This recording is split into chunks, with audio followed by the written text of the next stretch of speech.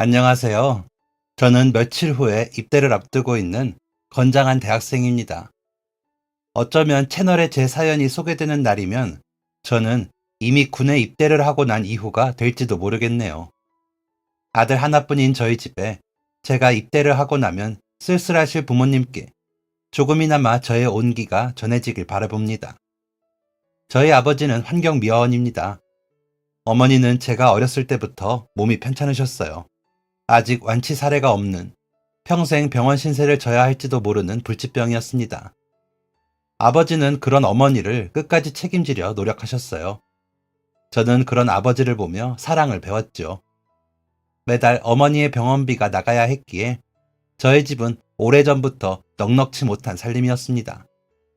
그럼에도 불구하고 아버지께서는 곳곳 청렴한 분이었습니다. 제게도 어려서부터 정직하게 살 것을 항상 강요하셨어요. 넉넉지 않은 환경 속에서도 가족을 사랑하고 아끼는 아버지의 그런 마음에 영향을 받은 저는 진심으로 저희 가족들을 사랑할 수 있었습니다. 남들과 다른 것이 틀린 것이 아니라는 것을 깨닫고 세상을 정직하게 바라본다면 행복할 수 있다는 것을 아버지를 통해 배웠기 때문이에요. 군 입대를 앞두고 아버지에 대한 마음이 더욱더 애틋해져서 공부를 하는 척하고 책상에 앉아 사연을 써내려갑니다. 함께 밥상에 앉아 밥을 먹을 때면 늘 핸드폰으로 유튜브를 켜두고 세상에 일어나는 감동적인 이야기를 듣는 걸 좋아하시던 아버지인데 아버지께서 즐겨보시는 채널에 제가 보내는 사연이 소개되었으면 하는 마음입니다. 아마 깜짝 놀라시겠죠? 기대됩니다. 저는 그저 평범한 학생이었습니다. 중학교 때까지만 해도 고만고만한 성적에 성격도 튀는 것이 없어 늘 교실 한쪽에 조용히 자리 잡고 등교와 하교를 수모하던 학생이었어요. 친구들을 많이 사귀지는 못할지언정 나쁜 길로 빠지지는 말자는 게 저의 보잘것없는 나름의 철칙이었답니다. 그래서 그냥 늘 맨 앞줄에 앉아 수업을 열심히 듣기만 했었는데 그랬던 습관이 좋은 결과를 가져다 주게 되더군요. 고등학교에 입학을 했을 때 태어나 난생 처음 아빠의 자랑거리가 되었거든요.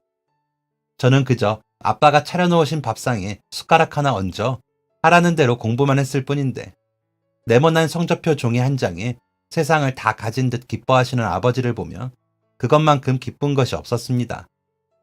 함께 일하는 동료 아저씨들한테 부러움을 샀다며 웃어 보이는 아버지의 얼굴을 보며 처음으로 열심히 공부한 보람을 느꼈어요.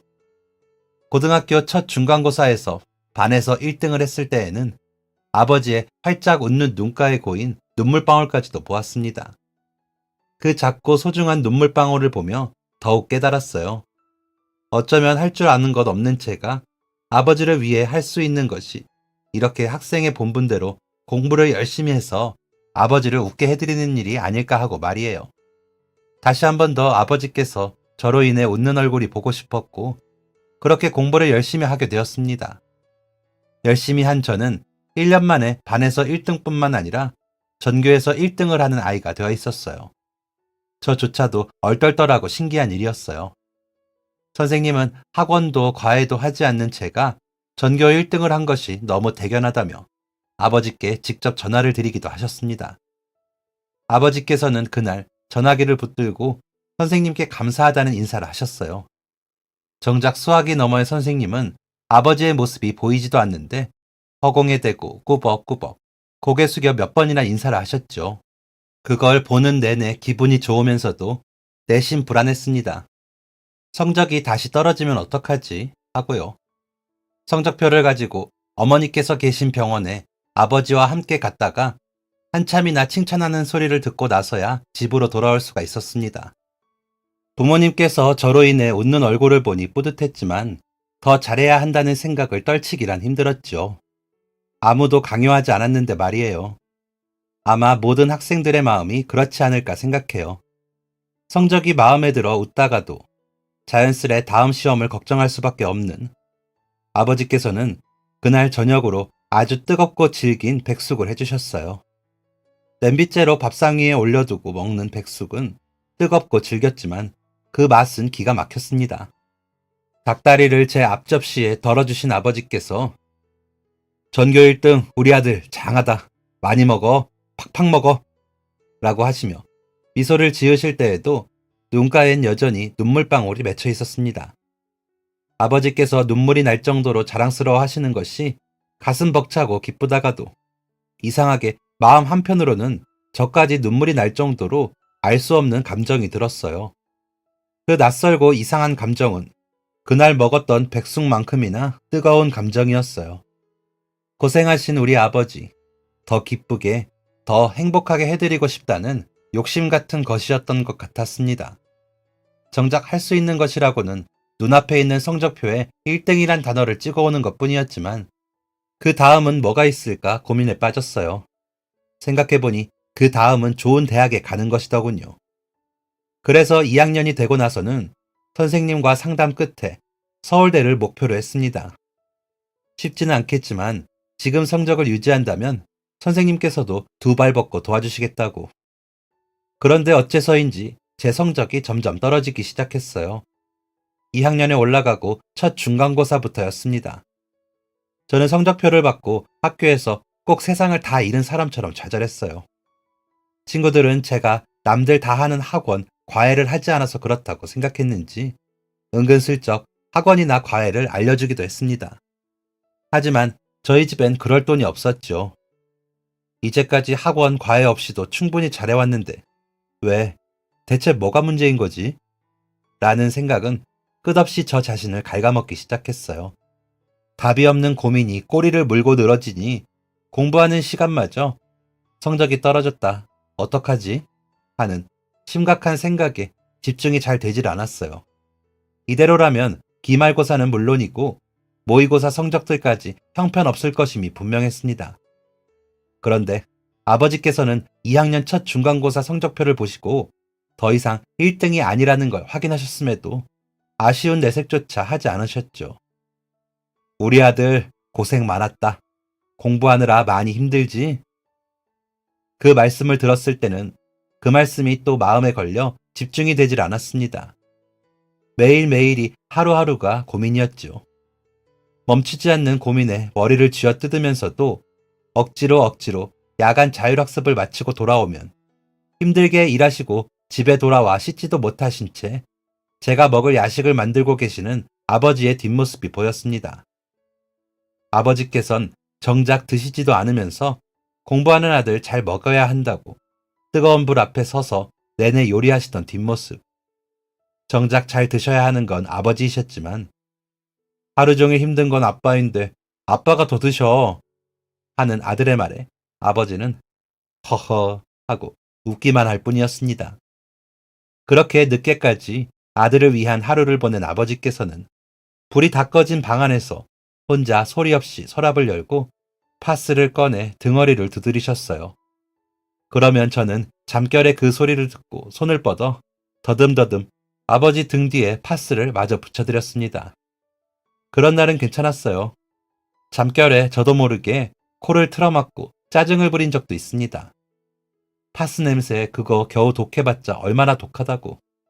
아버지는 저를 위해 잠 설쳐가며 새벽 일찍부터 밤 늦게까지 식사 한번 제대로 못하시고 고생하시는데 못난 아들이었지요. 비록 짜증을 내고 5초도 되지 않아 후회가 밀려왔었지만 아버지 마음에 받은 상처는 이미 돌이킬 수 없을 것이었습니다. 저는 그걸 알면서도 모르는 척 아버지께 미안하다는 말도 못했어요. 그러던 어느 날 우연히 동네의 작은 마트에 갔다가 카트 한가득 채소를 실어 나르고 있는 같은 반 친구를 보게 되었습니다. 그 친구는 저를 보고 당황한 표정을 지었죠. 안녕? 어색하게 지어 보이는 미소와 밀고 있던 카트를 마저 앞으로 밀지도 숨기지도 못하는 그 모습. 제게 그런 모습을 들켜버린 것이 창피한 듯 고장난 모습이었어요. 하지만 당황하는 그 친구를 보며 엉뚱한 생각이 들었습니다. 돌아간 제 대답을 들은 친구의 표정이 알 수 없이 일그러졌어요. 야, 동호야. 혹시 여기서 나도 같이 일할 방법 없냐? 공부만 하면 된다는 생각, 다른 생각 말고 학업에 열중하는 것만이 아버지를 위한 길이라고 생각했던 저에게 마트에서 일을 하고 있는 친구 동호의 모습은 가히 충격적이었습니다. 왜 저는 일을 할 수 없다고 생각했던 것인지, 일을 할 수만 있다면 적어도 제 학비 정도는 아니, 저희 집 식비 정도는 제가 알아서 벌 수 있는 것인데 말이죠. 불 꺼진 방 안에서 혼자 지독한 파스를 허리에 붙이시던 아버지의 얼굴이 떠올랐습니다. 동호는 그런 제게 여전히 일그러진 얼굴을 하고 이해가 가지를 않는다는 듯 말했어요. 네가 왜? 너 전교 1등이잖아. 나같이 공부 못하는 애나 이런 거 하는 거지. 예상치 못한 대답이었어요. 아르바이트를 공부 못하는 애나 한다는 소리는 처음이라 저도 덩달아 미간이 찌푸려졌습니다. 게다가 저는 더 이상 전교 1등도 아니었어요. 이상한 반발심 같은 것이 들더군요. 나 이제 전교 1등 아닌데. 그리고 돈 필요하면 일 좀 할 수 있는 거 아니냐? 제가 그 말을 했을 때 잔뜩 일그러져 있던 그 친구의 얼굴이 오묘한 표정으로 변해가던 것을 똑똑히 기억합니다. 경계심 가득하던 그 표정에서 동정심 가득한 표정으로 변해가던 그 얼굴. 친구는 자기를 따라오라며 마트 안에 있는 한 사무실로 저를 데려갔어요.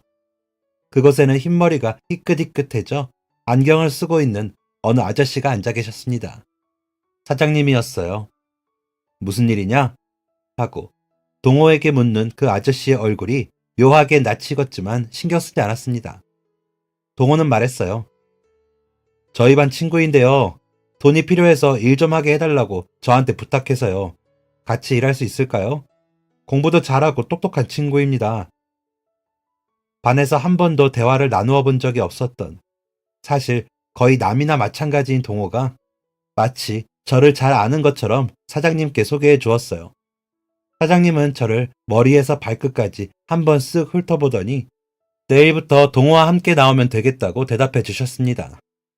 제가 일을 해서 돈을 번다니 벌써부터 머릿속에는 첫 급여를 받아 아버지께 드리는 상상이 시작되고 있었어요.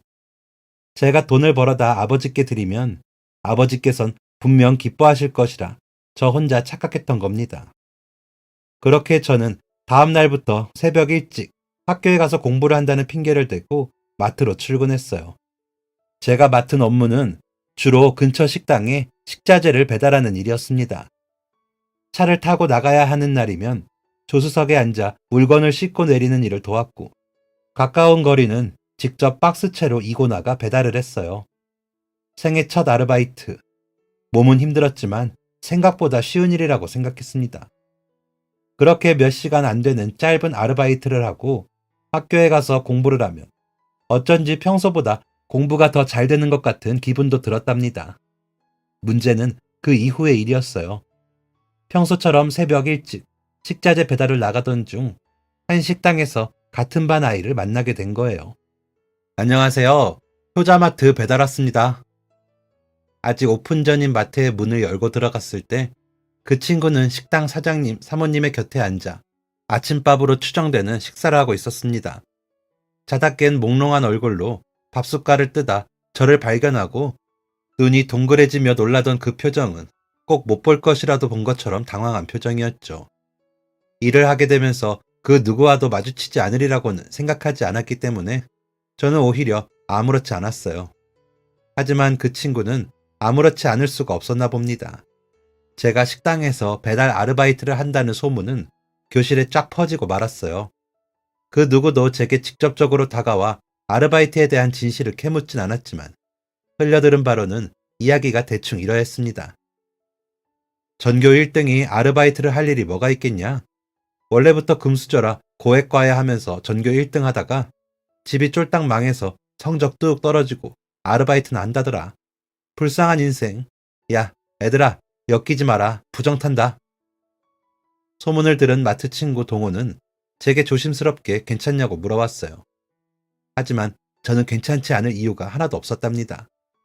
왜냐하면 저는 애초에 금수저였던 적이 없고 고액 과외 같은 것은 받아본 적도 없었기 때문이에요. 원래부터가 금수저였던 적이 없었기 때문에 집이 쫄딱 망했다느니, 그래서 성적이 뚝 떨어져서 아르바이트나 한다느니 하는 말에 아무런 타격이 없었습니다. 그저 새벽 배달을 갔다가 반 친구 하나를 마주쳤을 뿐인데 어떻게 소문이 그렇게까지 흘러가는지 신기할 따름이었어요. 그런데 자꾸만 그 친구가 제게 몰입을 하여 화를 내더군요. 그래서 괜히 저까지 하지 않아도 될 소리를 하게 됐습니다. 우리 집 금수저였던 적 없는데? 나 과외 받아본 적도 없고. 동호는 몇 초간 당황한 듯 하더니 처음 제가 아르바이트 하고 싶다고 말했을 때의 표정 변화처럼 오묘한 표정을 지으며 저를 바라보았습니다. 그럼 따로 학원을 다닌 거냐고 묻기에 아니라고 고개를 저었더니 말도 안 된다고 새파래진 얼굴을 했어요. 과외도 학원도 다니지 않았는데 전교 1등을 할 수가 있는 거냐고. 대단하다는 둥, 존경스럽다는 둥, 칭찬을 하는 동호가 마지막으로 그럼 혹시 부모님이 교육 쪽 일을 하시냐고 물어왔습니다. 선생님이냐는 뜻이었어요. 저는 고개를 가로저었어요. 그랬더니 동호는 자기는 어머니랑 둘이서 산다고, 아버지는 일찍 돌아가셨다고, 그래서 배울 거 배우며 평범하게 사는 아이들이 부러웠다고. 어쩌면 자기도 남들처럼 학원 다니고 과외받고 했더라면 공부를 잘할 수 있지 않았을까 했는데 그런 것 없이도 전교 1등을 하는 저를 보니 믿어지지가 않는다고 했습니다. 부모님 생각에 잠긴 건지 동호의 표정은 제법 아련해 보였고 그래서 저도 홀린 듯이 이야기를 꺼내게 되었어요. 한 번도 어떤 친구에게도 말해본 적 없는 이야기였어요. 부모님 두 분 다 건강하시고 적당히 평범한 집에서 사는 친구들 뿐이었던 학교 생활에 처음으로 저와 비슷한 처지의 친구를 만나서 그랬던 것일까요? 먼저 자신의 처지를 털어놓는 그 친구에게 저도 솔직하고 싶어졌을 뿐이었습니다. 어머니께서는 몸이 편찮으셔서 아무 일도 못하시고 아버지께서는 환경미화원으로 일하고 계셔. 나 그냥 혼자 공부했던 거야. 그래서 잠깐뿐이었지. 지금은 전교 1등도 아니잖아. 그냥 운이 좋았던 거라고 생각해. 나도 그렇게 생각하기 때문에 애들이 저렇게 없는 말 떠들어대는 거 아무렇지도 않아. 다 소설 같고 드라마 같은 이야기인데 뭐. 동호는 저의 대답을 듣고 몇 차례나 진짜냐고 물었어요. 그때는 그 애가 왜 그렇게 그게 진짜인지에 집착하는지 전혀 몰랐습니다. 그런데 그 말을 하고 일주일이나 지났으려나요? 학교에 갔는데 제 책상에 웬 쓰레기 봉투 하나가 놓여 있더군요. 그것도 안에 내용물이 가득 들어있는 채로. 제가 자리로 다가가자 근처에 앉은 애들이 코를 틀어막으며 말했습니다. 와, 냄새 때문에 미치겠다. 야, 좀 치워라. 아무리 공부를 열심히 해도 저는 타고난 멍청이였던 건지 그 일이 그냥 우연이라고 생각했습니다. 그때는 제게 말을 걸었던 게 제게 쓰레기 봉투를 치우라고 코를 틀어막던 친구 하나뿐이라 그랬는지도 모릅니다. 그런데 다음 날도 그 다음 날도 제가 가는 자리마다 곳곳에 쓰레기 봉투가 놓여 있더라고요. 내용물을 가득 채워 흘러 넘치게 한 다음 제 사물함이나 신발장 같은 곳에 몇 번이고 놓아두는 장난을 누군가 치고 있었습니다. 대체 누구 짓일까? 살짝 골머리가 아파지려던 찰나 애들이 웃겨 죽겠다는 듯이 킥킥대며 다 들리게 수군거리는 소리가 들려왔어요. 그동안 다분히 고의적이었음에도 불구하고 한 번도 기분 나빠한 적 없었던 제가 멍청이가 되는 순간이었어요. 역시 쓰레기 담당 아들은 다르네. 냄새나는 걸 잘도 치우네. 근데 제 1학년 때부터 쓰레기 냄새 난다고 유명했어. 나 심지어 쟤랑 같은 중학교 나왔잖아. 금수저는 무슨. 흑수저 최고봉임. 제 신고 오는 신발이랑 양말 자기 아빠가 쓰레기장에서 주워온 거라던데. 그 순간 쓰레기 봉투 옆에 놓여있는 제 운동화가 눈에 들어왔습니다. 2년 전 아버지께서 다 낡은 제 운동화를 몰래 갖다 버리시고는 억지로 사다 놓으셨던 운동화. 흰색은 때가 타니 때가 많이 타도 티가 안 나는 회색으로 골라왔다면서 마음대로 사와서 미안하다고 멋쩍게 웃어 보이시던 아버지의 얼굴이 떠올랐어요. 매달 나가는 어머니의 병원비, 저 끼니마다 먹어대는 식비, 생활비, 넉넉치 않은 형편에 밑창이 다 뜯어진 신발을 본드로 붙여가며 신고 다니실지언정 아들의 운동화는 그때 당시 제일 유명하던 브랜드의 신발로 사오셨던 아버지였습니다. 아버지께서 비싼 신발을 사오시면 제가 억지로 고집을 피워 환불을 하겠다고 하니 제품 택까지 뜯어버리고 신발장에 놓아두었던 그 신발이었어요. 발이 크면서 사이즈가 맞지 않는데도 아버지께 죄송해서 꾸역꾸역 2년 넘게 신고 다녔던 운동화를 조금이라도 때가 탈까 모시듯이 하고 살았던 운동화를 그만큼이나 아끼던 운동화에 쓰레기 봉투를 올려두고 더러운 신발이라고 손가락질을 받으니 화가 났습니다. 제가 들린다는 것을 아는지 모르는지 알면서도 일부러 그러는 건지 끊임없이 떠들어대는 그의 앞으로 다가갔어요. 순간적으로 복도 전체가 싸한 분위기에 휩싸였습니다. 네 입에서 쓰레기 냄새 난다. 야, 제 말에 깜짝 놀란 듯하던 그의 얼굴이 일그러졌고 귀를 기울이던 복도의 아이들이 몇 초간 침묵하다 약속이라도 한 듯 웃음을 터뜨렸습니다. 하나 둘 무리지어 제게 다가오는 아이들. 어느새 저는 그들에게 포위당한 듯 그 사이에 덩그러니 놓여졌습니다. 그 순간에도 밖에서 힘들게 일하고 계실 아버지의 얼굴이 떠올랐어요. 단 한 번도 아버지에게서 나는 냄새를 더러운 쓰레기 냄새라고 생각해 본 적이 없었습니다. 제 주변을 둘러싼 아이들이 콧구멍을 벌렁거리며 한마디씩 거들었어요. 와, 냄새 대박. 진짜 쓰레기 냄새 나네. 야, 너희 아빠 안 바쁘시면 우리 집 쓰레기 좀 치워달라고 전해줄래? 내 방에 쓰레기통 꽉 찼거든. 그중 한 친구가 자꾸만 선을 넘는 말을 해왔어요. 저한테서 냄새가 난다고 하는 건 괜찮았지만, 제 신발이 더럽다고 하는 건 참을만 했지만, 그래도 아버지를 들먹이는 것은 견딜 수가 없었습니다. 저는 그 친구의 명찰에 적힌 이름을 소리내어 읽었어요. 황지석. 학교를 다니는 내내 한 번도 말을 섞어본 적 없는 친구였지만, 유명한 인사라 익히 알고 있었습니다. 유명한 학원 원장 아들이었어요. 서울대 갈 거라고 제 입으로 떠들고 다니지만 성적은 저보다 한참 아래인. 그래서 제게 늘 열등감을 가지던 아이였습니다. 제가 자기 이름을 부르니 제 어깨를 자기 어깨랑 부딪히며 화를 내는 그 녀석의 뒤로 동호가 서 있었어요. 당황한 얼굴, 눈치를 보는 표정. 저는 그 애가 자기가 저를 도와줄 수 없어 그런 표정을 짓는 줄 알았어요. 그런데 황지석이 하는 말을 듣고 저는 충격에서 헤어날 수가 없었습니다. 왜 죄 없는 내 이름을 그렇게 큰 소리로 부르냐? 너 쓰레기 주는 아빠랑 사는 거 소문 퍼뜨린 건 네 친구 마트 아들 김동호인데, 너 저 자식 아빠 밑에서 새벽마다 배달 다닌다며? 일거리도 없는데 너 사정이 하도 딱하고 불쌍해서 동호가 불우이웃 돕는 거라던데.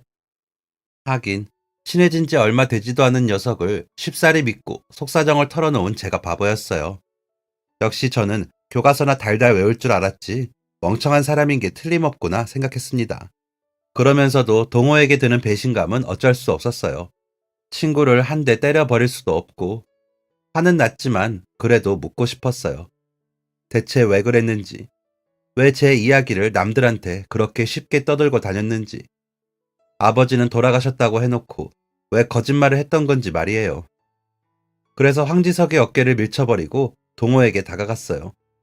당황해서 뒷걸음질을 치던 동호가 제가 무슨 말을 꺼내기도 전에 먼저 소리를 쳤고, 저는 아무 말도 할 수 없어 그대로 복도를 벗어났습니다. 너 처음부터 재수 없었거든. 누구는 아빠가 시켜서 하기 싫은 일 억지로 하고 있는데 지는 지 입으로 하고 싶다 그러고, 나 너 처음 온 날 아빠한테 너랑 비교당하고 얼마나 기분 나빴는 줄 알아? 근데 뭐? 과외도 학원도 안 다니는데 오직 네 실력으로 1등이라고? 너 일부러 나 공부 못하는 거 알고 그딴 소리 짓거린 거 아니야? 나도 억울해서 그랬어. 나도 너처럼 불쌍하게 태어났으면 아빠한테 예쁨 받을 수 있었나 해서. 동호는 억울하다고 했습니다. 진짜 억울한 게 누구인데. 저는 마트에서 일을 했던 보름 동안 동원의 아버지와 단 한 번도 말을 섞어본 적이 없었습니다. 그냥 오며 가며 마주치면 안녕하세요 하고 인사를 나눈 것뿐. 보름이라는 시간이 그리 긴 시간도 아니었고 말이죠. 심지어 저는 그 사람이 동원의 아버지인 줄도 몰랐고요. 얼굴이 묘하게 낯익다 생각만 했지, 아버지가 돌아가셨다는 동호의 아버지가 마트의 사장님일 줄은 꿈에도 몰랐는데. 그런데 그런 동호가 제게 억울하다고 말하는 것이 저는 억울했습니다. 그 후로 저는 그 마트에 나갈 수가 없었어요. 학교에서는 원래 공부만 하느라 그렇다 할 친한 친구가 없었고, 자꾸만 제 자리에 쓰레기 봉투가 놓이고 애들이 수군거리는 것만 빼면 처음으로 돌아간 것 같아 오히려 편했습니다. 자리 위에 쓰레기 봉투도 점점 익숙해져 갔죠. 그러는 와중에도 모의고사는 치러졌고, 떨어진 제 성적은 저를 더욱더 암담하게 만들었어요. 결국 뭐라도 해야겠다는 복잡한 마음으로 마트 아르바이트를 대신해 식당 아르바이트를 구했습니다. 이번에는 야간 자율학습이 끝나고 독서실에서 공부를 한다는 핑계로 식당 설거지 알바를 시작했어요. 부모님 두 분은 제가 아르바이트를 한다는 사실을 감쪽같이 모르셨어요. 그런 일이 있으면서도 저는 성적에 대한 걱정뿐이었습니다. 기름때 가득 낀 불판을 하염없이 닦다 집으로 돌아오면 저를 기다리는 것은 변함없는 밥상과 자다 깬 얼굴의 아버지였어요. 이토록 가족만 위해 사시는 아버지인데 그 누구에게도 욕먹게 하고 싶지가 않았습니다. 제게는 세상 무엇과도 바꿀 수 없는 가장 자랑스러운 저의 아버지였으니까요. 매일 밤 아버지가 차려두신 밥을 먹고 책상에 앉아 아르바이트를 하느라 미처 못한 공부를 했습니다. 꼭 다시 성적이 올랐으면 했어요. 하지만 1학기 기말고사를 치르고 저는 또 한 번 좌절을 맛보아야 했습니다. 괜찮다. 사나이가 그런 걸로 울면 쓰냐? 1등이 대수야? 아버지께서는 성적표를 건네며 울음을 터뜨리는 저를 보며 말씀하셨어요. 다 큰 고등학생이 아버지 앞에서 종이 한 장에 눈물을 질질 짜는 것이 창피하기도 했지만 아버지 앞이 아니면 대놓고 울 수 있는 자리도 없었어요. 아버지는 저를 안아주시며 말씀하셨습니다. 나는 우리 아들이 전교 꼴등, 아니 전국 꼴등이라도 우리 아들이 최고야. 아빠는 네가 공부를 잘하든 못하든 변함없이 네 편이다. 엄마도 마찬가지고 말이야. 그러니까 아들아, 이런 종이 한 장에 울지 마라. 응? 아비 가슴 찢어져. 할 줄 아는 것은 공부뿐이었음에도 그마저 잘하지 못해 좌절하는 제게 아버지는 그토록 따뜻하셨어요. 그런데 저를 생각해서 해주셨던 그 말씀이 제게는 더 큰 슬픔이 되었죠. 더 잘하고 싶었으니까. 그럼에도 잘하지 못하는 제 스스로에게 늘 실망이 컸으니까. 그로부터 시간이 더 흐르고 2달치의 월급이 모여 100만 원 조금 안 되는 돈을 모으게 됐습니다. 성적은 여전히 그 모양 그 꼴이었지만 그 돈을 아버지 손에 쥐어드릴 생각을 하니 조금이나마 기뻤답니다. 그런데 집에 돌아와 아버지께 돈을 건네려던 그때 제 눈에 낯선 물건 하나가 들어왔어요. 아빠, 이게 뭐야? 아버지께서는 멋쩍은 얼굴로 허허 웃으시기만 했어요.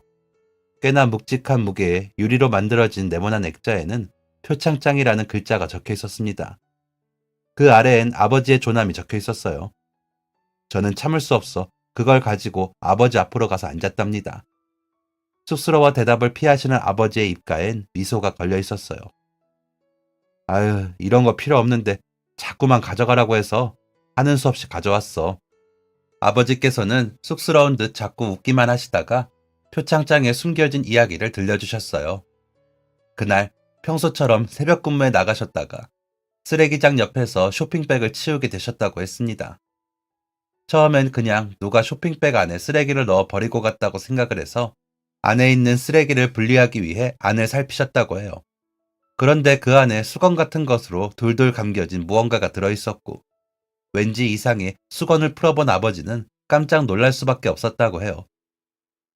그 쓰레기 더미 안에 누가 그런 것을 넣어둔 건지 돌돌 말아진 수건을 푸니까 그 안에 글쎄 금덩이들이 들어있는 거야. 어찌나 놀랐든지 다시 수건을 덮어버렸다니까. 순간 심장이 철렁하더라고. 손을 대면 안 될 것을 손댄 것 같은 기분이 들었어. 아버지께서는 처음엔 다시 수건을 덮어다가 그 자리에 내려두셨다고 합니다. 분명 주인이 다시 찾으러 올 것 같다는 생각이 들었기 때문에요. 보통 금붙이도 아니었다고 합니다. 그게 자세히 보니까 온통 조그마한 아기 돌반지더라고. 얼추 세어보니 50개 정도 되는 것 같았어. 어찌나 가슴이 쿵쾅거리던지.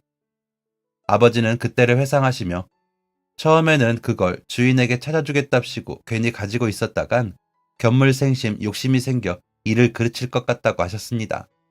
평생 남의 것에 욕심 부려본 적이 없이 그저 성실하게 일하며 살아오셨지만 막상 눈앞에 50여 개의 금반지를 보니 순간적인 충동이 앞섰다고 하셨어요. 그래서 그걸 얼른 내려놓을 수밖에 없으셨다고 했습니다. 그렇게 그냥 못 본 척 하는 것이 좋을 것 같아 주변을 청소하며 그것을 떠나려는데 그래도 자꾸만 마음에 걸리셨다고 해요. 그때부터는 그런 생각이 들더라고. 아, 이거 주인이 아닌 다른 이가 와서 가져가면 어쩌나. 그래도 내가 경찰서에는 가져다 줘야겠다. 그렇게 아버지께서는 욕심이 드는 것을 꾹 참으며 그 쇼핑백 통째로 경찰서에 가져다 주었다고 합니다. 주인을 꼭 찾아주겠다는 경찰관의 말에 돌아서서 다시 일을 하러 가셨는데 일을 마치고 핸드폰을 들여다보니 경찰서로부터 부재중 전화가 와 있더래요. 다시 전화를 받았을 땐 반나절도 되지 않아 주인을 찾아 전달하게 됐다는 경찰관의 말이 들려왔다고 하셨습니다. 글쎄 그 반지 주인이 얼마 전에 사고로 장애를 얻었대.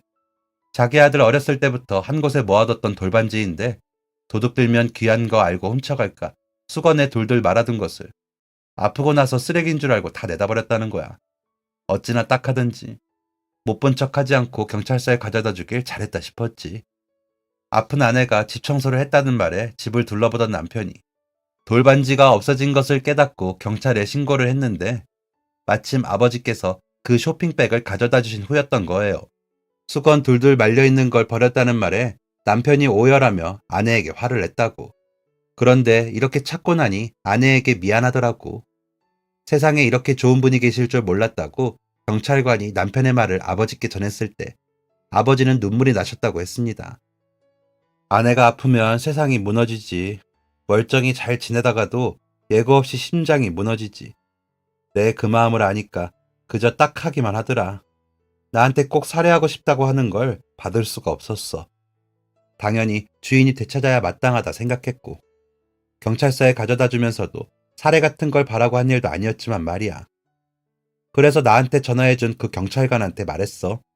그냥 아픈 아내와 힘들더라도 끝까지 웃으며 살길 바란다고 전해달라고. 나는 할 일을 했을 뿐이라고 말이지. 그런데 그 일이 있은 지도 벌써 한 달이나 지났는데 나한테 이런 걸 주는 게 아니겠어?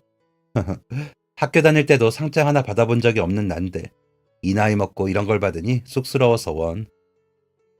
아버지께서는 어머니 생각이 나시는 듯 아내가 아픈 마음을 누구보다 잘 알아 마음이 편치 않으셨다고 했습니다. 그러면서 표창장을 받을 때 쑥스러웠던 이야기를 하시며 마땅히 해야 할 일을 하고도 누군가의 박수를 받으니 몸둘 바를 모르겠더라고 웃으셨어요. 그 말씀을 들으며 왠지 저도 그런 기분을 느껴본 적이 있다는 생각이 들었어요.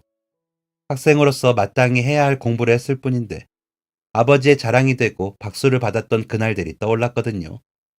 아버지의 쑥스러운 마음이 이해가 가면서도 그것에 대해 자부심을 느꼈던 저와는 달리 겸손한 모습을 보이시는 아버지가 멋져 보였습니다.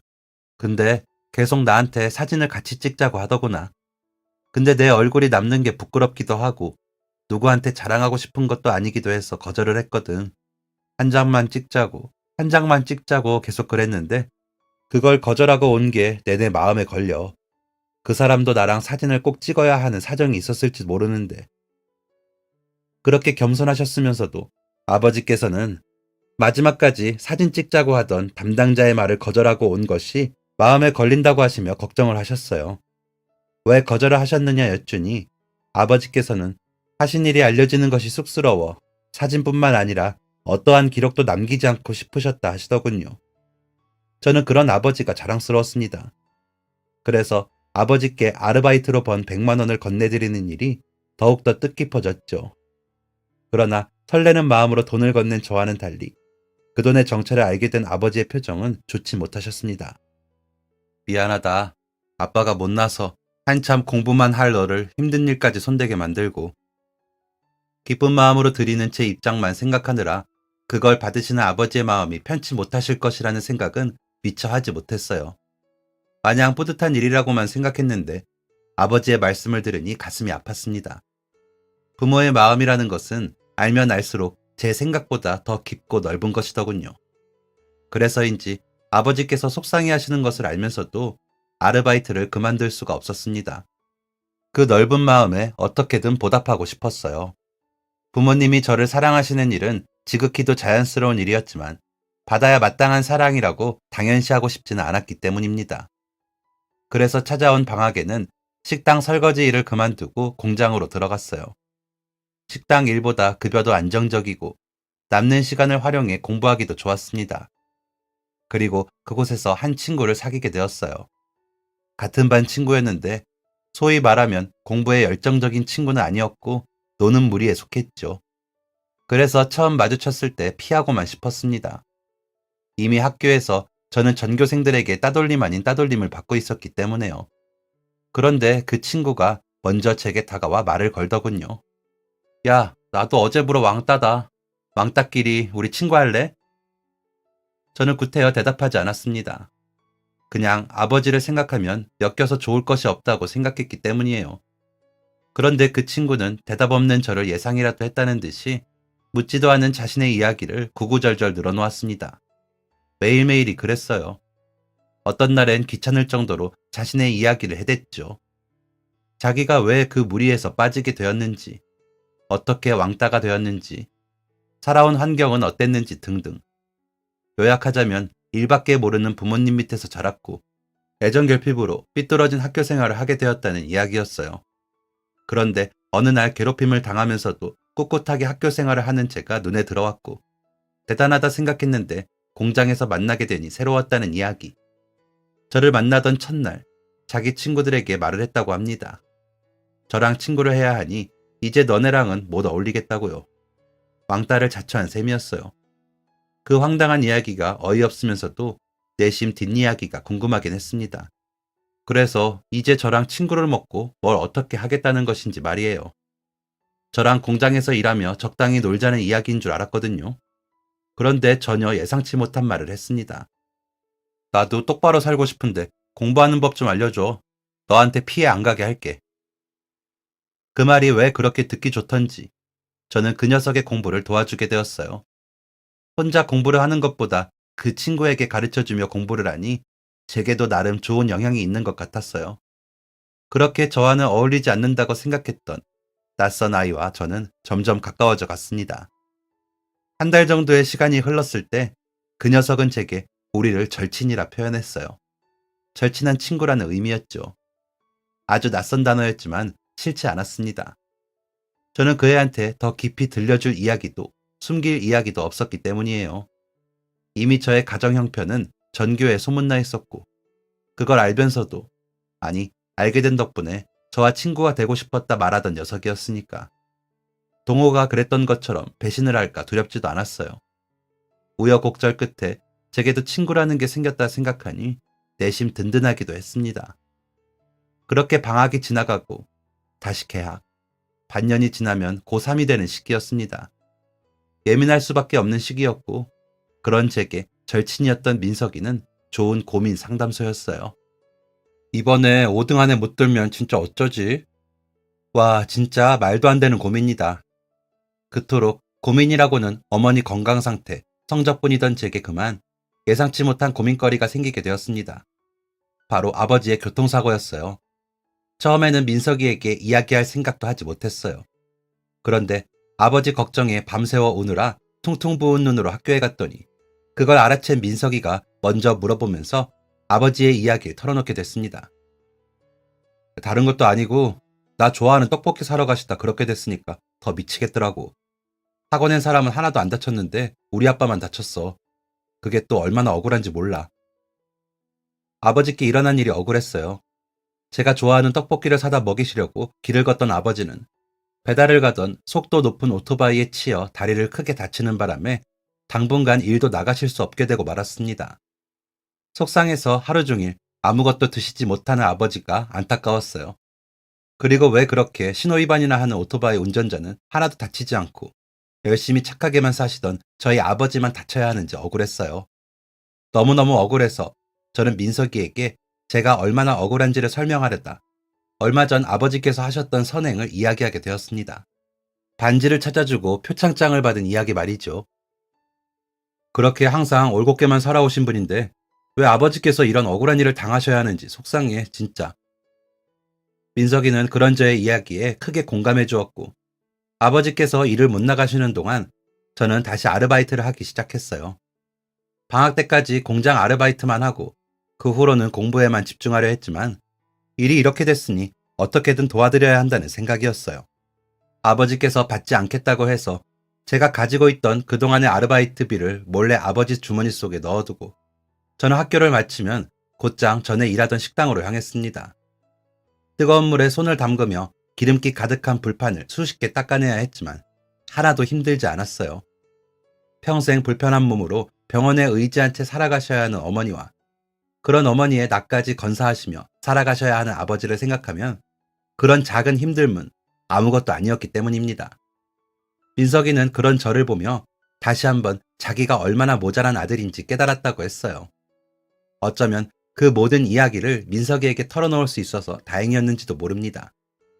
아무에게도 말하지 않고 속으로만 속상해하는 것이 아니라 누군가에게 한 번이라도 털어놓을 수 있다는 것이 그 나이 그때 제게 필요한 일이었던 것 같아요. 하지만 그런 민석이가 사고를 치고 맙니다.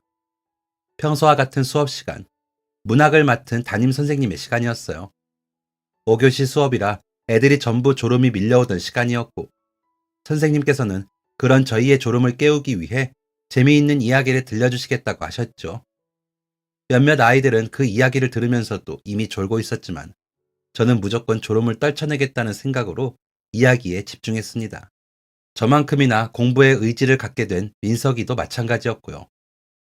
선생님 친구 이야기인데, 친구가 얼마 전에 사고로 크게 다치면서 많이 아프게 됐거든. 그러다가 자기도 남편한테 도움이 되고 싶어 집 청소를 싹 한 거야. 그런데 너무 잘 하려던 나머지 자기 아들 100일 돌반지 50개를 쓰레기장에 버려버렸대. 기억이 오락가락하고 판단력이 없어지니까 그런 실수를 하게 된 거지. 남편이 부랴부랴 그 쓰레기장으로 달려갔을 때는 이미 찾아볼 수가 없었고 경찰에 신고를 하게 됐대. 그런데 글쎄 누군가가 그 돌반지를 주워다 이미 경찰서에 가져다 줬다는 게 아니겠니? 주인을 찾아달라고 말이야. 덕분에 선생님 친구는 무사히 돌반지 50개를 되찾게 되었대. 우리 반 교훈이 뭐지? 정직한 사람이 되자이지? 온몸에 소름이 돋고 식은땀이 났습니다. 가슴이 두근거리기도 했어요. 선생님께서 정직함에 대한 교훈을 말씀하시며 친구의 이야기라고 들려주신 이야기는 바로 얼마 전 아버지께 일어났던 돌반지 사건이었어요. 요즘 세상에 보기 드문 정직한 분이라며 그분처럼 세상을 정직하게 보고 올곧게 살아갈 줄 아는 사람이 되었으면 한다는 선생님의 그 말씀을 듣고 놀라지 않을 수가 없었습니다. 괜히 누가 저희 아버지의 이야기인 걸 알기라도 할까봐 자연스레 졸고 있는 아이들의 눈치를 보게 되었죠. 아버지께서 그토록 겸손히도 숨기고 싶어 하셨던 이야기였으니까요. 그 마음을 지켜드리고 싶었는데, 그런데 조용하던 교실에 민석이의 목소리가 울려 퍼졌습니다. 선생님, 그거 얘네 아버지 이야기예요. 선생님은 물론이고 집중하던 아이들 몇몇이 민석이를 바라보았어요. 민석이의 손끝에는 아니길 바랐지만 제가 걸려 있었고 선생님께서는 그게 정말이냐며 믿기지 않는다는 듯 물어오셨습니다. 양쪽 귀가 빨갛게 물들다 못해 터져버릴 것만 같았어요. 웅성거리는 아이들 틈에서 선생님께서는 저희 아버지께 다 함께 박수를 치자고 말씀하셨습니다. 저를 싫어하던 아이들은 박수를 치는 둥 마는 둥 했지만 민석이는 뿌듯하고 자랑스러워 죽겠다는 얼굴로 자리에서 일어나 저를 향해 박수를 쳤어요. 그게 너무 부끄러워 숨고 싶다가도 비밀로 해달라는 말을 하지 않았던 저 자신이 원망스러웠어요. 아버지께 죄송한 마음이 들었거든요.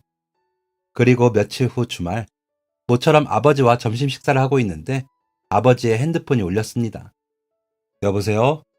식사를 하시다 말고 전화를 받으신 아버지의 표정이 조금씩 굳어갔어요. 통화를 하는 내내 네, 네 하고 몇 마디 대답만 하시던 아버지께서 전화를 끊으셨을 땐 저까지 표정이 굳어 있었습니다. 대체 무슨 전화이기에 그런 표정으로 전화를 끊으시는 것인지 걱정이 되었기 때문이었어요. 너희 담임 친구분이라는구나. 선생님한테 이야기 전해 듣고 전화를 하셨다고. 알고 보니 선생님의 친구라는 분은 유명한 입시학원의 원장 부부였고 돌반지를 찾아준 은인의 아들이 선생님 반 학생이라는 것을 전해 듣고 연락을 취해오신 것입니다. 아버지는 식사를 하시는 내내 고민에 잠긴 듯한 얼굴이셨어요.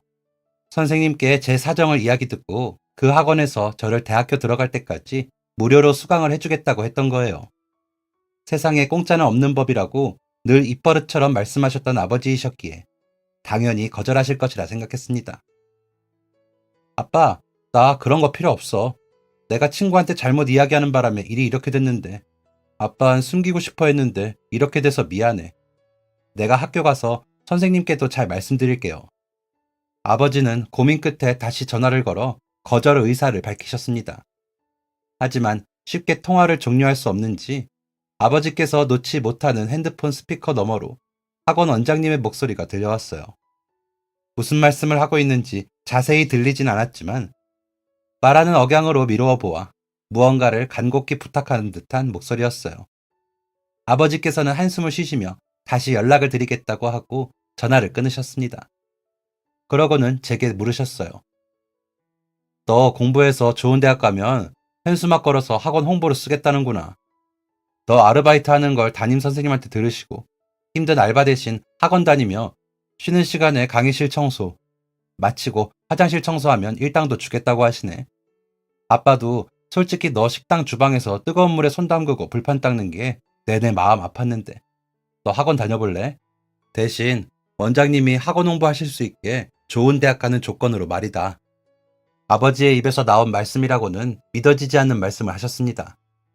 살아오시며 그 누구에게도 빚지거나 공짜로 이득을 얻는 것을 꺼려 하셨던 아버지셨어요. 돌반지 일도 그래서 그렇게 하셨던 것이고 말이죠. 그런데 아버지께서 제 생각에 그런 결정을 내리신 것이었습니다. 저는 냉큼 그 기회를 잡았어요.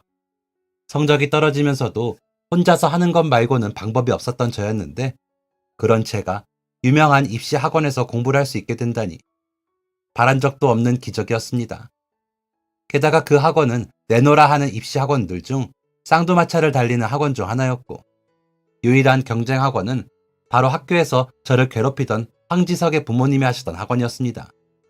잘만 하면 황지석에게도 소소한 복수를 할 수 있는 기회라 생각했어요. 그렇게 저는 그 학원에서 공부를 시작했고 아버지께서 늘 마음에 걸려 하셨던 식당 아르바이트도 그만두게 되었습니다. 학원에서 청소 일을 하는 것은 정말 아무것도 아니었어요. 그만큼의 공부를 할 수 있으니 말이에요. 지금은 그로부터 3년이 지났습니다. 아버지께서는 그 일이 있은 후 점차 몸을 회복하시고 하시던 일에 복직을 하게 되셨고 어머니께서는 완전히 회복하신 건 아니지만 여전히 웃는 얼굴로 병원 생활을 하고 계십니다. 그리고 저는 꿈에 그리던 서울대생이 되었답니다. 학원에는 약속한 대로 커다랗게 현수막을 걸어놓을 수 있게 되었고 저는 그렇게 또 한 번 아버지의 자랑이 되었습니다.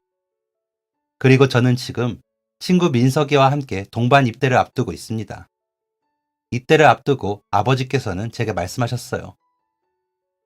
정직하게만 살면 다 된다고 생각했었지. 그래서 가끔 주변 사람들한테 미련하다는 소리를 들을 정도로 바르게만 살았어. 근데 내가 다치고 일을 나갈 수 없게 됐을 때는 솔직히 후회가 되더구나.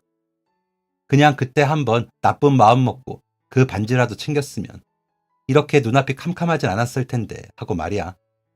내가 정직하게 살았던 게 결국은 답이었어. 위기가 왔다고 생각했는데 내가 그 위기를 만들었다고 생각했는데 이렇게 큰 행운이 되어 돌아올 줄은. 행운이 아니야, 아빠. 다 아빠가 만들고 쌓아온 것들이야. 정직하게 살면 된다는 걸 나는 아빠를 통해서 배웠어. 사실 아버지께서는 다치게 되신 후로 당분간의 생활비는 있었지만 언제 직장으로 복귀하실 수 있을지 몰라 많이 불안해하셨어요. 하지만 제게는 적지만 그동안 아르바이트를 하며 모아온 돈이 있었고 큰 돈은 아니지만 학원을 다니며 청소를 해서 용돈벌이를 할 수 있는 기회까지 주어졌습니다. 그 모든 것은 제가 아닌 아버지의 정직한 선택으로 인해 일어난 일이었어요. 행운이 아니었습니다. 아버지께서는 자식인 제가 벌어온 돈까지도 받지 않으셨고 쓰레기장에 버려진 물건조차 가지려 하지 않으셨어요. 그런 아버지의 정직함이 쌓이고 쌓여 오늘 같은 순간이 왔다고 생각했습니다. 그래서 저는 그런 아버지가 자랑스럽고 존경스럽습니다. 살면서 꼭 한 분을 닮아야 한다면 아버지를 닮고 싶어요. 그렇게 정직한 사람이 되기 위해 친구와 동반 입대를 결심했습니다. 전역을 하고 다시 돌아왔을 땐 더 행복한 일들이 기다리고 있을 거예요. 제가 꼭 그렇게 만들 거니까요. 어려운 상황 속에서도 끝까지 포기하지 않고 힘들게 저를 키워주시고 어머니를 보살펴주신 아버지께 정말 감사합니다. 그동안 받았던 만큼 이제 제가 아버지께 돌려드리고 싶습니다. 그날이 올 때까지 부디 아버지께서 건강하시기를 저는 기도합니다. 건강히 군생활 마치고 한층 더 아버지를 닮은 남자가 되어 돌아오겠습니다. 사랑합니다, 아버지. 지금까지 사연 들어주셔서 감사합니다. 사연이 재밌으셨다면 구독과 좋아요를 눌러주세요. 감사합니다. 안녕히 계세요.